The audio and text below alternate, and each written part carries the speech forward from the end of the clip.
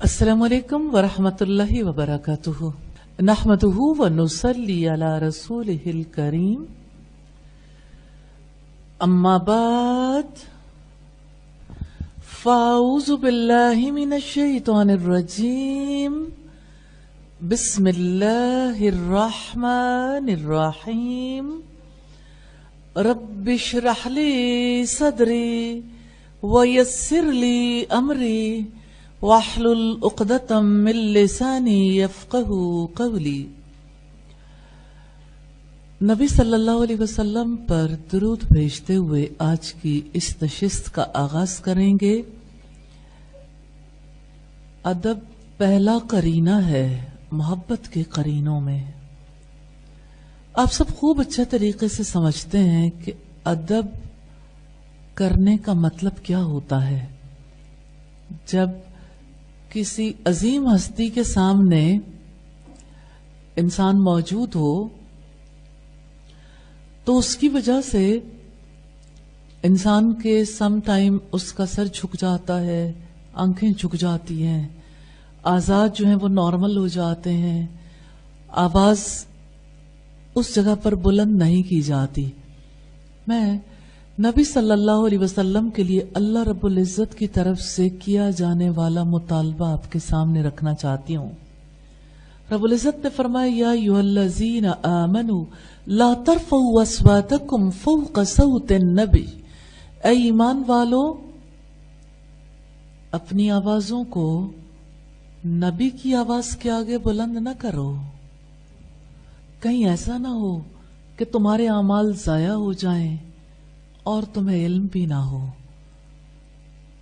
ہمارے علماء یہ کہتے ہیں، اسلاف نے یہ کہا کہ نبی صلی اللہ علیہ وسلم کی حیات کے بعد آپ صلی اللہ علیہ وسلم کی احادیث، آپ کا کلام، آپ کا تذکرہ جس مجلس میں ہو وہاں پر کسی کو اپنی آواز بلند نہیں کرنی چاہیے۔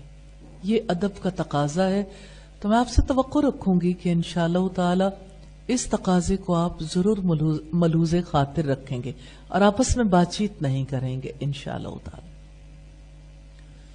آج کے دن پر ہم یاد کریں گے اس وقت کو جس وقت نبی صلی اللہ علیہ وسلم نے اس جہان میں پہلی بار آنکھ کھولی۔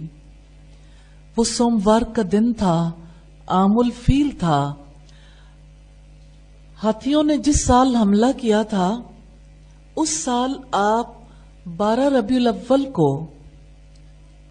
سوموار کے دن مکہ میں یتیم پیدا ہوئے۔ آپ صلی اللہ علیہ وسلم کے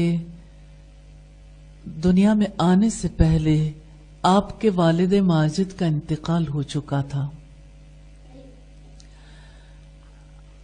محمد صلی اللہ علیہ وسلم یتیم کیوں پیدا ہوئے؟ آپ کی والدہ کا بھی جلد انتقال ہو گیا تھا، پھر دادا کا بھی۔ اس میں بڑی حکمت ہے۔ اللہ تعالی نے آپ کی شخصیت کو جن اصولوں پر اٹھانا تھا اور جن اخلاق کو آپ کے اندر پروان چڑھانا تھا، آپ کی تربیت جس انداز میں کرنی تھی وہ کسی انسان کے بس میں نہیں تھی۔ اس لیے آپ صلی اللہ علیہ وسلم کو ہر طرح کے اثرات سے محفوظ رکھا گیا۔ آپ خوب اچھے طریقے سے جانتے ہیں کہ ہمارا ذہن اثر قبول کرتا ہے جس ماحول میں ہم ہوتے ہیں اور جن لوگوں کے درمیان ہوتے ہیں، اور جو یعنی ایون سائنٹیفکلی آج یہ کہا جاتا ہے کہ جو بچہ جس ماحول میں آنکھ کھولتا ہے اس ماحول میں اگر گھٹن ہے تو اس گھٹن کے بھی اثرات شخصیت پر مرتب ہوتے ہیں۔ جو اسے ہاتھ میں لیتا ہے اور پھر آپ جانتے ہیں آگے کی باتوں کو، گھٹی کے اثرات، اور اسی طرح سے پھر یعنی نام رکھنے کے، اور جس گود میں کوئی پروان چڑھتا ہے، اور دودھ کے اثرات، اور پھر تربیت کے اثرات تو نمایاں ہوتے ہی ہیں۔ تو آپ صلی اللہ علیہ وسلم اس خاندان میں پیدا ہوئے جس کا تعلق سیدنا ابراہیم علیہ السلام اور سیدنا اسماعیل علیہ السلام سے تھا، اور آپ کی جدہ ہی نے اس شہر کی بنیاد رکھی تھی جو شہر آج بلد امین مکہ کہلاتا ہے، اور آپ کے ننیال بنو زہرہ ہیں۔ آپ کی والدہ سیدہ آمنہ بنت وہب اسی خاندان سے تھیں، اور ان کا نسب بھی کلاب بن مرہ پر آپ صلی اللہ علیہ وسلم کے نسب سے جا ملتا ہے، یعنی پیچھے سے ایک ہی خاندان کے لوگ تھے۔ اور اس کی روایت ہمیں السیرہ النبویہ لابن حبان میں ملتی ہے، پیج نمبر 44 پر۔ آپ صلی اللہ علیہ وسلم کو بہترین خاندان میں، بہترین علاقے میں اور بہترین دن پر اور بہترین لوگوں کے درمیان پیدا کیا گیا۔ نبی صلی اللہ علیہ وسلم نے ارشاد فرمایا، اللہ تعالیٰ نے مخلوق کو پیدا کیا، ہم بھی تو پیدا ہوئے نا، ساری مخلوق پیدا ہوئی ہے۔ اللہ تعالیٰ نے مخلوق کو پیدا کیا تو مجھے بہترین مخلوق میں رکھا، پھر جب ان کے 2 گروہ بنائے یعنی عرب و عجم، تو مجھے بہترین گروہ یعنی عرب میں رکھا، پھر جب قبائل بنائے تو مجھے بہترین قبیلے قریش میں رکھا، پھر جب قریش کے خاندان بنائے تو مجھے بہترین خاندان بنو ہاشم میں رکھا، لہٰذا میں نسبی اور خاندانی لحاظ سے سب لوگوں سے بہترین ہوں۔ آپ صلی اللہ علیہ وسلم نے اس فضیلت کا تعلق اپنی ذات سے نہیں بتایا، اللہ تعالیٰ کے انتخاب سے، کہ اللہ تعالیٰ نے مجھے رکھا ہے، یہ اس کا فضل ہے۔ وَكَانَ فَضْلُ اللَّهِ عَلَيْكَ عَظِيمًا، آپ پر تو اللہ تعالیٰ کا عظیم فضل ہے۔ قیصر کے دربار میں جب قیصر نے پوچھا تھا، یعنی جن کا لقب ہرقل تھا، ہرقل نے پوچھا تھا ابو سفیان سے کہ تم میں جس شخص نے نبی ہونے کا دعویٰ کیا ہے اس کا نسب کیسا ہے، تو وہ انکار نہیں کر سکا کہ آپ کا نسب عظمت اور برتری کے اعتبار سے سب سے اعلیٰ ہے۔ دشمن بھی آپ کے عالی نسب ہونے کا اعتراف کرتے تھے، وہ یہ کہتے تھے کہ آپ ہم میں بلند نسب والے ہیں۔ الحمدللہ، صحیح بخاری کی روایت ہے، حدیث نمبر 7، جس سے ہمیں یہ پتہ چلتا ہے کہ ہرقل نے کیسے سوالات کیے تھے نبی صلی اللہ علیہ وسلم کی صداقت کے بارے میں جاننے کے لیے، اور کیا جواب ملا تھا۔ آپ کا نام آپ کے دادا عبد المطلب نے رکھا اور محمد نام، اور آپ کا نام احمد آپ کی والدہ ماجدہ سیدہ آمنہ بنت وہب نے رکھا۔ دونوں کی ایک خواہش تھی، پوری زمین پر اور اوپر کے جہانوں میں آپ کا بہترین تذکرہ ہو۔ آپ امیجن کر سکتے ہیں کسی کے یہاں بچہ پیدا ہوتا ہے تو کوئی زیادہ سے زیادہ بڑا خواب کیا دیکھتا ہے؟ اپنے بچے کو زیادہ سے زیادہ کیا چاہتا ہے کوئی؟ کہ دنیا کے قابل بنا دے، وہ دنیا حاصل کرنے میں کامیاب ہو جائے، اس کی دنیا بہتر ہو جائے، اینڈ دیٹس اٹ۔ ایون اس کے بلند مرتبے کے بارے میں بھی ماں باپ نارملی سوچتے تک نہیں ہے۔ تو آپ صلی اللہ علیہ وسلم کے بارے میں آپ کی والدہ اور آپ کے دادا دونوں چاہتے تھے کہ زمین کی ساری مخلوق آپ کی تعریف میں رطب اللسان رہے، یعنی سب آپ کی تعریف کرتے رہے۔ محمد کا مطلب ہے جس کی سب سے زیادہ تعریف کی جائے، اور احمد کا مطلب ہے جو سب سے زیادہ اللہ تعالی کی حمد بیان کرنے والا ہو۔ الحمدللہ رب العالمین، ہم اس نبی کے پیروکار ہیں جو کائنات کی عظیم ترین ہستی ہے۔ یہ روایت فتح الباری کی ہے، والیوم 3 پیج 15 پر، اور دلائل النبوہ میں یہ والیوم 1 پیج 161 پر ہے۔ اسی طرح سے ہم جب نبی صلی اللہ علیہ وسلم کے بارے میں دیکھتے ہیں کہ آپ کا نام بلند، آپ جس علاقے میں پیدا ہوئے، جس قوم میں، جس گھرانے میں، ہر ایک کی عظمت اور فضیلت ہے، اللہ پاک نے ان کے لیے انتخاب کیا. سوال یہ پیدا ہوتا ہے اس کا ہم سے کیا تقاضا ہے کہ ہم ان لوگوں کا احترام کریں، اس خاندان کا، اس قبیلے کا، اس علاقے کا اور اس ملک کا، اس کے رہنے والے باشندوں کا. اس کا مطلب یہ نہیں ہے کہ انڈیویجولی ہر ایک کا، اس کا مطلب یہ ٹھیک ہے ہر قوم میں اچھے برے افراد ہو سکتے ہیں، لیکن جو تعلق آج مسلمانوں کا بنو ہاشم سے ہے، جو تعلق مسلمانوں کا عرب سے ہے، کون ہے جس کو مکہ سے محبت نہ ہو جبکہ وہ مسلمان بھی ہو؟ یہ ہمارے ایمان کا تقاضا ہے کہ ہم نبی صلی اللہ علیہ وسلم سے نسبت رکھنے والی ہر چیز سے محبت کریں، اور محبت کے یہی راستے ہوتے ہیں. پھر آپ دیکھیے کہ جس وقت بچہ پیدا ہوتا ہے تو دو چیزیں خاص طور پر دیکھی جاتی ہیں. ایک تو کامن فیکٹر ہے نام رکھنا. نام رکھنے کے بارے میں اسلام کی اپنی فلسفی ہے. انشاءاللہ تعالی ہم اس کے اوپر پراپر ایک بڑا پروگرام کریں گے تاکہ سب لوگوں کو سکھانے کے قابل ہو جائیں کہ ولادت کے بعد ماں باپ کی ذمہ داریاں کیا ہیں. اچھا نام رکھنا، گھٹی دینا اور عقیقہ کرنا وغیرہ. لیکن اس سے پہلے میں سمجھتی ہوں کہ نبی صلی اللہ علیہ وسلم کے بارے میں جاننا بہت ضروری ہے. تو آپ صلی اللہ علیہ وسلم کا نام آپ کے دادا اور آپ کی والدہ نے رکھا، اور دوسرا لڑکا ہو جائے تو یہ کوشچن سب کے ذہن میں آتا ہے کہ اس کے ختنے کب کروانے. تو آپ صلی اللہ علیہ وسلم ختنہ شدہ پیدا ہوئے تھے، یعنی آپ کے ختنے کسی کو کروانے نہیں پڑے. ہاں کچھ لوگوں کا خیال ہے کہ آپ کے دادا محترم نے آپ کے ختنے ولادت کے 7ویں دن کیے تھے اور قبیلے کی دعوت میں آپ کا نام محمد رکھا. آپ صلی اللہ علیہ وسلم پیدائشی مختون تھے، اس کے بارے میں بہت زیادہ تحقیقات ہمیں ملتی ہیں. مثال کے طور پر محدث ابو نعیم نے مرفوعاً روایت اس بارے میں نقل کی ہے کہ رسول اللہ نے فرمایا، میرے رب کی طرف سے میری ایک کرامت یہ ہے کہ میں ختنہ شدہ پیدا ہوا اور کسی نے میری شرمگاہ نہیں دیکھی.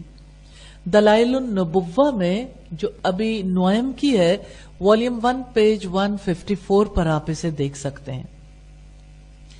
آپ صلی اللہ علیہ وسلم کے دادا سے کسی نے پوچھا تھا کہ نارملی تو ہمارے خاندان میں اور طرح کے نام رکھے جاتے ہیں، تو آپ نے سب روایات کو چھوڑ کر نئی طرز کا نام کیوں رکھا؟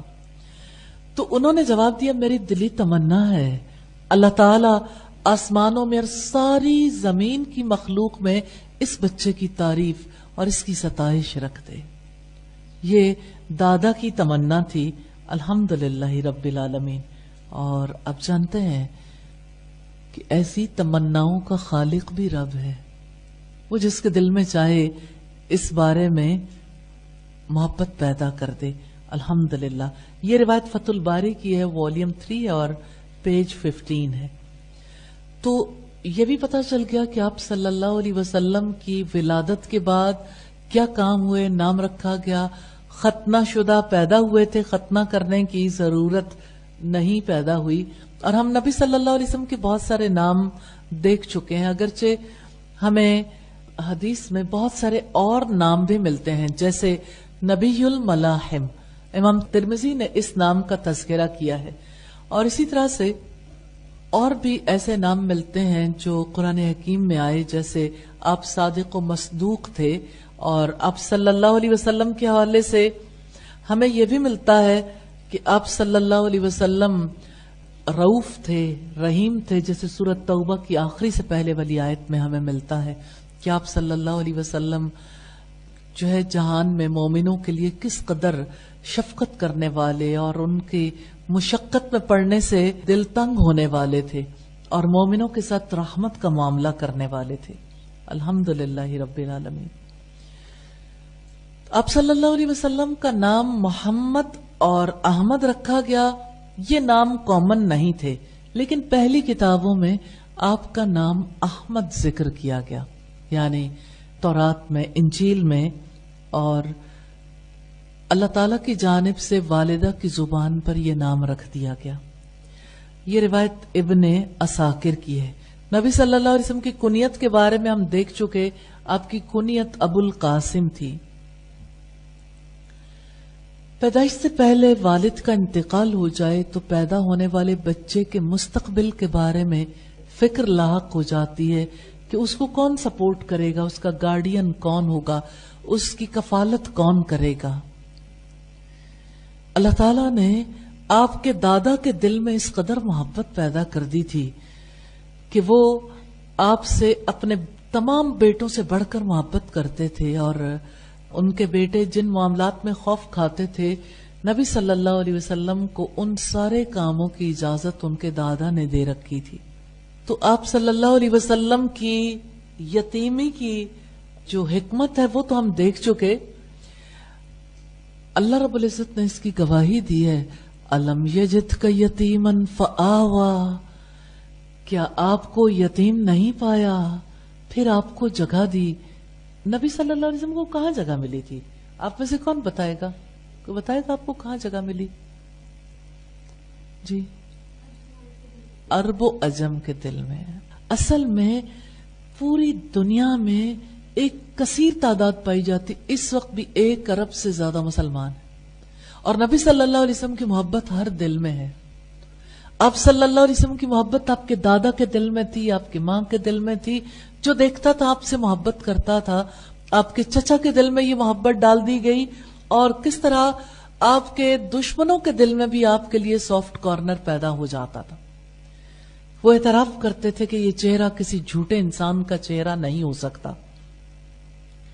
علامہ سہیلی نے آپ کے والد محترم کی وفات کے بارے میں تذکرہ کیا ہے کہ آپ کے والد اس وقت فوت ہوئے تھے جب آپ ماں کے پیٹ میں تھے, اور آپ صلی اللہ علیہ وسلم کے بارے میں یہ بھی ملتا ہے کہ آپ یعنی شاید چند مہینوں کے تھے جب آپ کے والد کا انتقال ہوا. لیکن یہ روایت درست نہیں ہے, کیونکہ قرآن کی گواہی موجود ہے. الم یجدک یتیما فآوا, اور تمام لوگوں کا اب اس پر اتفاق ہے کہ آپ صلی اللہ علیہ وسلم پیدائش سے پہلے یتیم ہو چکے تھے. آپ کے والد تجارتی سفر پر گئے تھے, اور تجارتی سفر کے دوران ہی ان کا انتقال ہو گیا, اور آپ صلی اللہ علیہ وسلم کو آپ کی والدہ نے ابتدا میں سنبھالا, اور آپ کے دادا نے آپ کو اپنی کفالت میں لے لیا. آپ کی نگرانی اور آپ کی پرورش آپ کی والدہ ماجدہ ہی کیا کرتی تھی, اور آپ کو سب سے پہلے دودھ آپ کی ماں نے ہی پلایا. اس بارے میں یہ بات ہمارے یہاں تو حیرت انگیز نہیں سمجھی جاتی, لیکن عربوں کے یہاں ماں کی بجائے کوئی اور عورت دودھ پلایا کرتی تھی. اس وجہ سے یہ تذکرہ خاص طور پر تاریخ میں ملتا ہے کہ ان کو سب سے پہلے ان کی والدہ نے دودھ پلایا. پھر ہم دیکھتے ہیں کہ آپ کے والد کی عمر اس وقت 25 برس تھی جب ان کا انتقال ہوا, یعنی ینگ ایج میں ہی ان کی ڈیتھ ہو گئی. آپ صلی اللہ علیہ وسلم کو دودھ پلانے کے لیے بنو سعد بن بکر کے خاندان میں بھجوا دیا گیا, اور آپ کی والدہ ماجدہ کی نگرانی بدستور جاری رہی. جب ان کی عمر 6 سال ہوئی تو والدہ کا بھی انتقال ہو گیا. ابوا کے مقام پر ان کی وفات ہوئی تھی. آپ کو لے کر ماموں سے ملاقات کروانے کے لیے گئی تھیں ننیال میں بنو عدی بن نجار کے پاس. واپسی پر ایک بار پھر آپ صلی اللہ علیہ وسلم کے لیے اللہ تعالیٰ کا فیصلہ آ گیا. آپ کی والدہ کا انتقال ہو گیا. آپ کی دایا ام ایمن جو کہ آپ کے والد کی لونڈی تھیں, وہ آپ کو لے کر آپ کے دادا عبد المطلب کے پاس مکہ پہنچی, اور دادا نے اپنی وفات تک آپ کو انتہائی محبت و شفقت سے پروان چڑھایا. الحمدللہ. تو یہ عرصہ کل 2 برس کا تھا. ماں کے انتقال کے بعد 2 برس تک آپ صلی اللہ علیہ وسلم دادا کی کفالت میں رہے, یعنی 8 برس کی عمر میں دادا کی کفالت سے بھی محروم ہو گئے. دادا کی وفات کے وقت ان کے چچا ابو طالب کو یہ ذمہ داری سونپی گئی.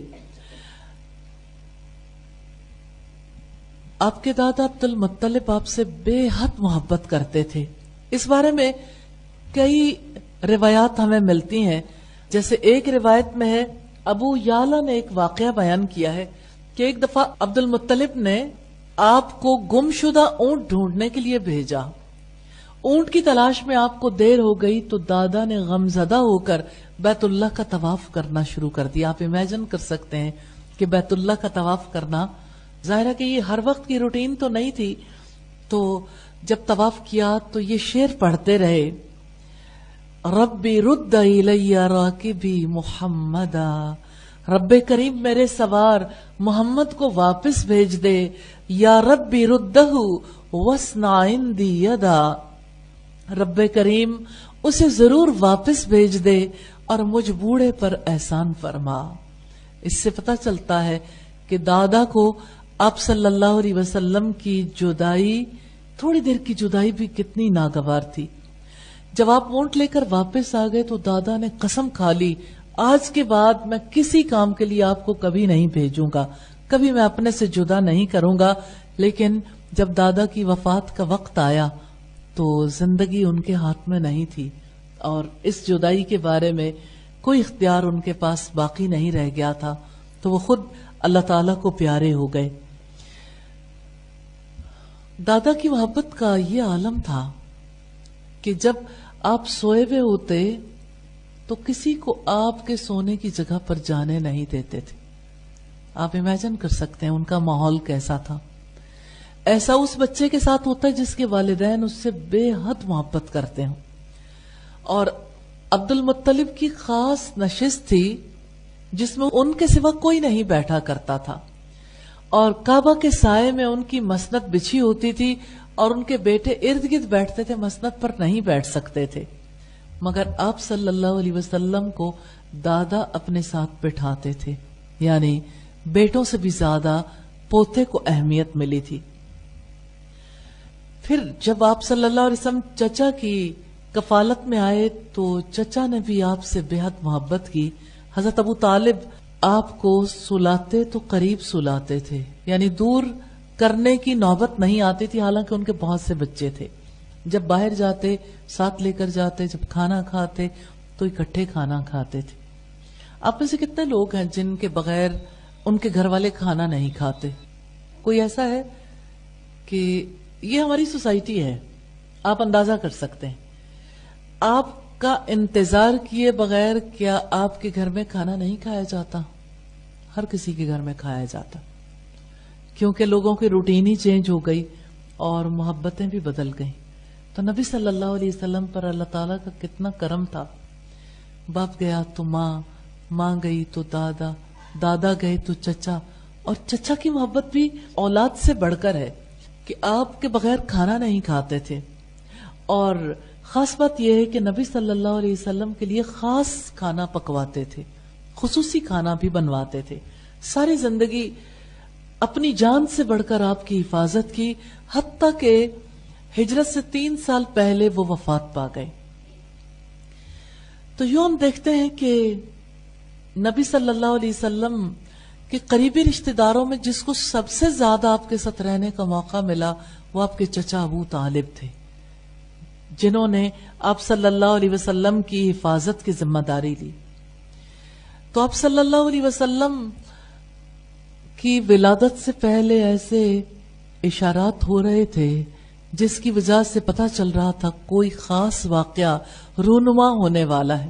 اور آپ کی ولادت کے بعد لوگ آپ سے بے پناہ محبت کرنے لگ گئے تھے. حقیقتاً یہ بھی بہت بڑا اشارہ ہے. آپ صلی اللہ علیہ وسلم سے اہل خاندان کی محبت، اور پھر جو قریبی رشتہ دار تھے وہ تو اپنی جگہ پر، لیکن قریبی رشتہ داروں کے ساتھ دوسروں کی محبت، یہ بھی اپنی جگہ پر بے حد اہمیت کی حامل بات ہے. ایک روایت میں ولادت کے حوالے سے ضرور آپ کے سامنے رکھنا چاہتی ہوں. امام احمد بن حنبل کی روایت ہے، آپ صلی اللہ علیہ وسلم کی رضائی والدہ حضرت حلیمہ سعدیہ کا بیان ہے کہ آپ کی والدہ محترمہ سیدہ آمنہ بنت وہب نے فرمایا جب میں نے اپنے بچے محمد کو جنم دیا تو اس نے اپنے ہاتھ زمین پر رکھے ہوئے تھے اور سر آسمان کی طرف اٹھایا ہوا تھا. یعنی آپ کی ولادت عام بچوں کے مقابلے میں مختلف تھی. آپ جانتے ہیں کہ جب بچوں کی ولادت ہوتی ہے تو نارملی سر کے بل جو ہے بچے ماں کے پیٹ سے باہر آتے ہیں اور جب باہر آتا ہے تو وہ سیدھا باہر آ جاتا ہے, جبکہ آپ اس طرح سے باہر آئے کہ آپ زمین پر ہاتھ رکھ کے سر اوپر کو اٹھا کے کھڑے ہو گئے.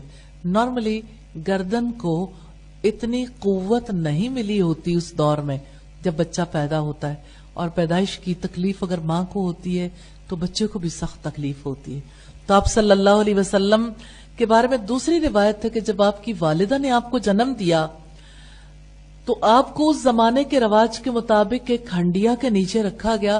صبح ہوئی تو آپ کی والدہ نے دیکھا کہ ہنڈیا 2 ٹکڑے ہو چکی ہے اور آپ نظر اٹھائے آسمان کو تک رہے ہیں, لیکن اس روایت کے بارے میں کہا یہ جاتا ہے کہ یہ روایت ضعیف ہے. تو آپ صلی اللہ علیہ وسلم کے بارے میں یہ ہمیں پتہ چلتا ہے کہ آپ کی پیدائش کا معاملہ بھی اگرچہ نارملی آپ پیدا ہوئے لیکن پیدائش کے موقع پر بھی یہ پتہ چل رہا تھا کہ بچہ خاص ہے. پھر آپ کا دور رضاعت شروع ہوتا ہے, یعنی دودھ پلانے کا دور. آپ کو دودھ پلانے والی خواتین میں سب سے ممتاز سیدہ حلیمہ سعدیہ ہیں.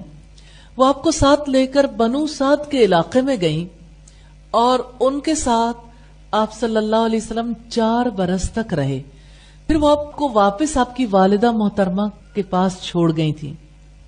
سیدہ حلیمہ سعدیہ کے پاس آپ نے جتنا وقت گزارا, سیدہ حلیمہ سعدیہ کو بھی لے جانے کے وقت بھی تجربہ ہو گیا تھا کہ آپ خاص ہستی ہیں, اس لیے کہ جب سیدہ حلیمہ سعدیہ اپنے قبیلے سے چلی تھیں, جس گدھی پر وہ سوار تھی بہت لاغر تھی اور بیمار ہونا ایک بات ہے, پھر اس کی ٹانگوں کے درمیان زخم ہو گئے تھے جس کی وجہ سے وہ آنے والوں کے قافلے کے ساتھ چل نہیں پاتی تھی, پیچھے رہ جاتی تھی.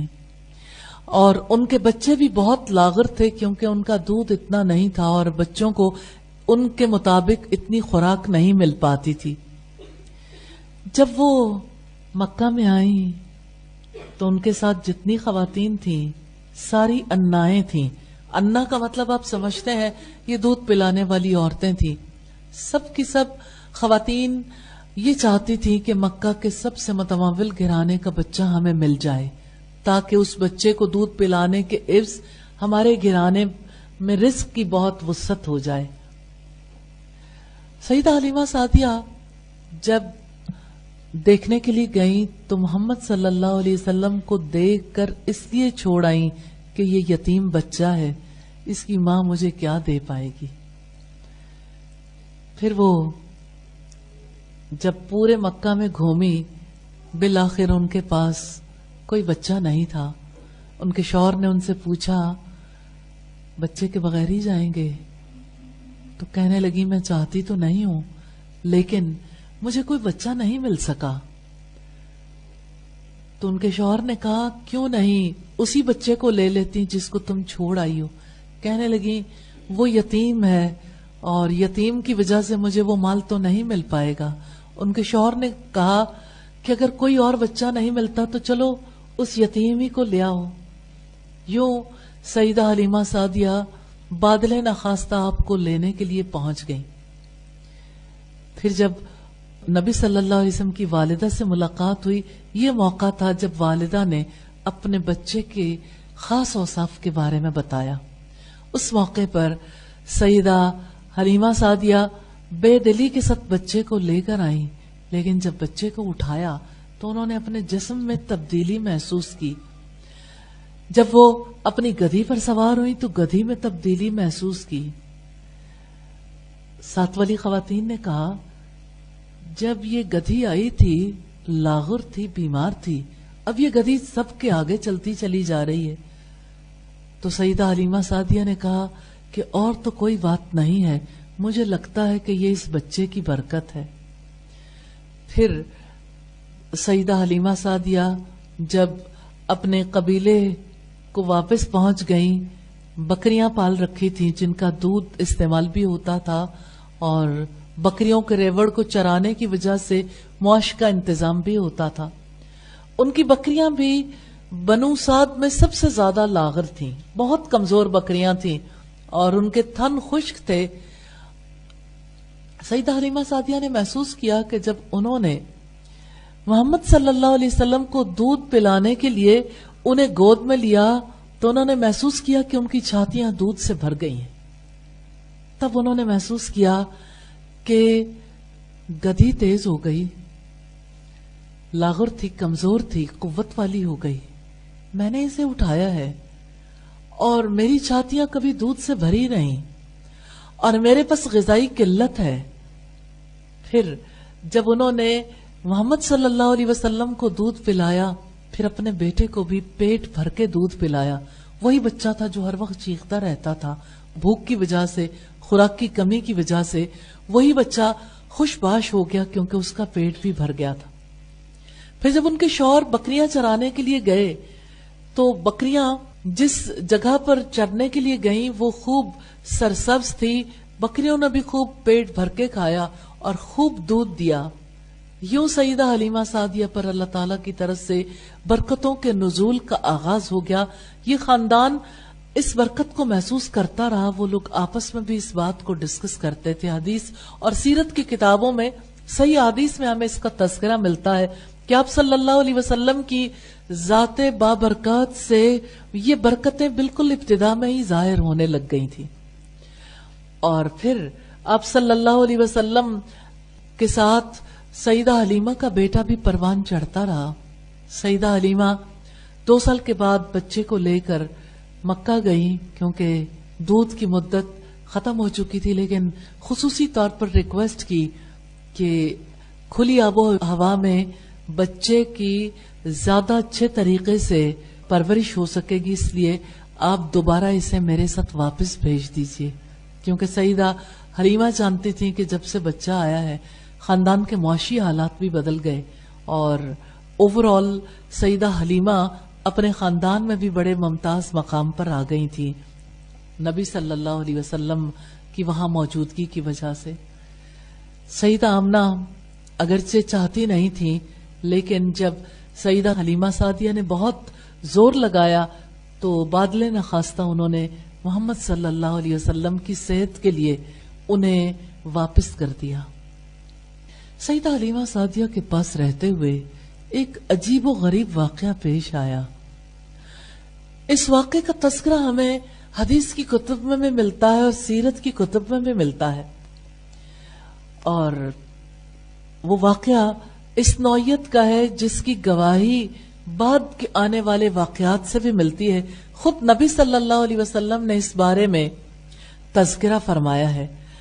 آپ صلی اللہ علیہ وسلم اور آپ کا بھائی دونوں ہی بکریاں چرانے والے بڑوں کے ساتھ بکریوں کے ساتھ نکلے ہوئے تھے کہ سیدہ حلیمہ سعدیہ کے بیٹے نے دیکھا 2 سفید پوش افراد آئے ہیں۔ انہوں نے محمد صلی اللہ علیہ وسلم کو زمین پر لٹا دیا اور ان کا پیٹ کھول دیا، یعنی سینہ چاک کر دیا۔ اپنی آنکھوں سے انہوں نے دیکھا کہ دل کو نکال کے باہر رکھ دیا۔ اس واقعے سے اس نے اتنی دہشت کھائی کہ بھاگتے ہوئے اپنی ماں کے پاس پہنچا اور ماں کو جا کے کہا میرے بھائی کو کسی نے قتل کر دیا ہے، دل باہر نکلے تو لہو کیوں نہ پھیل جائے۔ ایسی کیفیت دیکھ کر ظاہر ہے کہ کسی بڑے کی بھی حالت خراب ہو سکتی تھی۔ سیدہ حلیمہ سعدیہ نے یہ سنا، امانت کے احساس کی وجہ سے بھاگتی ہوئی آپ صلی اللہ علیہ وسلم کے پاس پہنچی۔ دیکھا تو آپ بالکل ٹھیک ٹھاک تھے، لیکن رنگ زرد پڑا ہوا تھا۔ پوچھا بچے سے کہ آپ کے ساتھ کیا ہوا، تو آپ صلی اللہ علیہ وسلم نے سارا واقعہ کہہ سنایا کہ 2 لوگ میرے پاس آئے تھے، انہوں نے میرا سینہ چیرا، دل باہر نکالا، پھر دل کو واپس رکھا، اور سیدہ حلیمہ نے ان کی شرٹ اٹھا کے دیکھا تو स्टिच होने का निशान भी मौजूद था, यानी सीना स्टिच हुआ हुआ था। सईदा हलीमा सादिया इस वाक़े से बहुत डर गईं और उन्होंने ये तय किया कि अब मैं इस बच्चे को इनकी वालिदा के सुपुर्द जरूर कर दूंगी। फिर वो आपको लेकर मक्का पहुंची और सईदा आमना से कहा कि आपने मेरे साथ एहसान का मामला किया कि इस बच्चे को मेरे साथ रुखसत कर दिया। मेरा जी तो नहीं चाहता कि ये बच्चा अब भी आपके पास आए, लेकिन मैं चाहती हूं कि अब आप इसे अपनी हिफाजत में रखें। सईदा आमना के पूछने पर उन्होंने बताया कि दरअसल मैं इस वजह से इस बच्चे को छोड़कर जा रही हूं कि इसके साथ एक अजीब वाकया पेश आया है। सारा वाकया क्या सुनाने के बाद, यानी शक्के सदर का वाकया, आप सल्लल्लाहु अलैहि वसल्लम के सीने को काटने का वाकया जब मां के सामने रखा तो उस मौके पर सईदा आमना ने बच्चे को बरज़ाओ रग़बत कबूल किया। जाहिर है कि ये बच्चा बड़ा खास था और मां की आंखों का तारा। जिस बच्चे का बाप चला जाए, मां उस बच्चे की तरफ और ज्यादा इंक्लाइंड हो जाती, और ज्यादा मोहब्बत हो जाती। उस मौके पर भी सईदा आमना ने कहा कि मेरा बच्चा बड़ा खास है, ये खास बनेगा। तो इस तरह से सईदा हलीमा सादिया वापस चली गईं। अब सल्लल्लाहु अलैहि वसल्लम को बनु साद के खानदान से बेहद मोहब्बत थी। एक बार ऐसा हुआ कि आपके रजाई माँ बाप आपके पास आए थे जब आप नबी बन चुके थे। आपने अपनी रजाई बहन शैमा को पहचान लिया था, यानी अगरचे आप 4 साल के थे, लेकिन अपने माँ बाप को और अपने रजाई माँ बाप को और अपनी बहन को आपने पहचान लिया था, जो ग़ज़वा हुनैन के कैदियों में आई थी। इस बारे में हमें रिवायत मिलती है अल बिदाया वन निहाया में वॉल्यूम 2 पेज 301 पर, और इमाम बहकी ने किताब दलाइलुन नबुव्वा में इसको जिक्र किया है। तो आप सल्लल्लाहु अलैहि वसल्लम जिंदगी के इब्तिदाई दौर में किस तरह से वो फजल और वो बरकत जो रब्बुल आलमीन की तरफ से मिली थी, किस तरह से उसका एक्सपीरियंस दूसरों को भी करवा रहे थे। अल्हम्दुलिल्लाह। तो आप सल्लल्लाहु अलैहि वसल्लम का सीना शक हुआ, इसमें हिकमत क्या थी? आप सल्लल्लाहु अलैहि वसल्लम के दिल से इब्लीस का हिस्सा निकाल दिया गया। यानी हर इंसान के साथ अल्लाह ताला ने फरिश्ते भी लगा रखे हैं और इब्लीस भी। इसका तज़किरा हमें नबी सल्लल्लाहु अलैहि वसल्लम की जुबान से भी मिलता है। तो आप सल्लल्लाहु अलैहि वसल्लम के दिल से वो हिस्सा निकाल दिया गया था। सईदना अनस कहते हैं कि मैं रसूलुल्लाह सल्लल्लाहु अलैहि वसल्लम के सीने पर अक्सर सिलाई के निशानात देखता था, यानी आपका सीना जहां से स्टिच था, हल्का सा निशान नबी सल्लल्लाहु अलैहि वसल्लम के सीना मुबारक पर सईदना अनस भी देखा करते थे। आप देखना चाहें तो सही मुस्लिम की 162 नंबर हदीस में देख सकते हैं। इससे हमें पता चलता है कि वो जो बचपन में वाकया पेश आया था वो सच्चा वाकया था। इस बारे में ओरिएंटलिस्ट मुस्तशरिकीन बहुत सारी मन घड़त बातें नबी सल्लल्लाहु अलैहि वसल्लम की तरफ मंसूब करते हैं। आपकी उम्र मुबारक उस वक्त 4 बरस की थी। अल्हम्दुलिल्लाह जब शक्के सदर का वाकया पेश आया तो आप सल्लल्लाहु अलैहि वसल्लम का सीना चाक हुआ।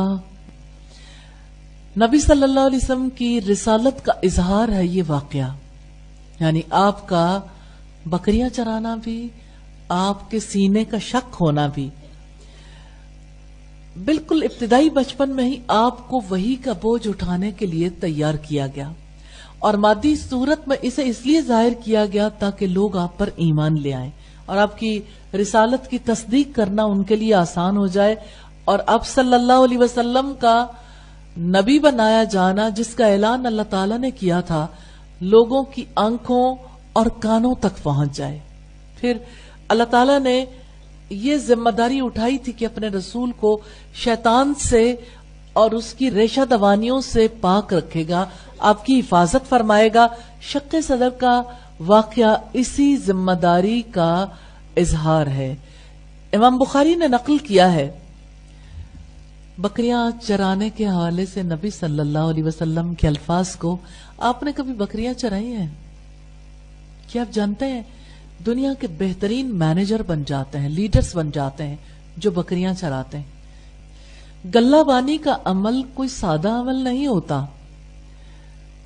جو کسی ایک بکری کو بھی پالتا ہے وہ بھی بہت سارے حقائق سے آشنا ہو جاتا ہے، اور جو بکریوں کے ریوڑ کو پالے، آپ کو پتا ہے پنجابی میں کہتے ہیں کڑیاں چڑیاں تے بکریاں تریوے ذاتاں اتھریاں، یعنی کہیں بھی ٹکتی نہیں ہے نا، کہ لڑکیوں کے بھی خاص مزاج ہوتے ہیں اور بکریوں کے بھی اور چڑیوں کے بھی۔ چڑیا کو دیکھا ایک جگہ نہیں ٹھہرتی، وہ مسلسل کودتی کودتی ایک جگہ سے دوسری جگہ، دوسری جگہ سے تیسری جگہ، اور اگر تھوڑا سا بھی کوئی اٹھنا چاہے تو فوراً اڑ جاتی ہے۔ تو یہ مخصوص نیچر ہے، لیکن جو بکریوں کی حفاظت کر لیتا ہے وہ انسانوں کی حفاظت بآسانی کر لیتا ہے۔ بکریاں بیمار ہوتی ہیں، بیمار بکری کی حفاظت کرنا، پھر بکریوں کو ہر طرح کے شر سے بچا کے رکھنا، ان کی خوراک کا انتظام کرنا، پھر آپ دیکھیے کہ مزاج کتنا بدلتا ہے نا، انسان کتنی تیزی کے ساتھ انا پرست بن جاتا ہے۔ بکریاں چرانے والے کے اندر تکبر نہیں رہتا، تواضع آتی ہے، کیونکہ بکری ہر دم اندر سے ابھرنے والے احساس کو بھی کچلتی رہتی ہے۔ اور بکریاں چرانے کی وجہ سے انسان کے مزاج کے اندر نرمی آتی ہے۔ ہاں، اونٹوں کے چرواہے جو ہیں وہ سخت دل ہوتے ہیں، لیکن بکریاں چرانے والے کا مزاج مختلف ہوتا ہے۔ نبی صلی اللہ علیہ وسلم سے سیدنا ابو ہریرہ نے روایت کی ہے، ما بعث اللہ نبیا الا رعى الغنم، جو بھی نبی ہو گزرا ہے اس نے بکریاں چرائی ہیں۔ کین یو امیجن نبوت اور چرواہا ہونا، نبی ہونا اور ہر نبی کا چرواہا ہونا، ان دونوں کا کتنا گہرا لنک ہے۔ آپ صلی اللہ علیہ وسلم نے ایک بار فرمایا، کلکم رائن وکلکم مسئول عن رعیتہ، تم میں سے ہر ایک رائی ہے یعنی چرواہا ہے، اور ہر ایک سے اس کی رعیت کے بارے میں سوال ہوگا۔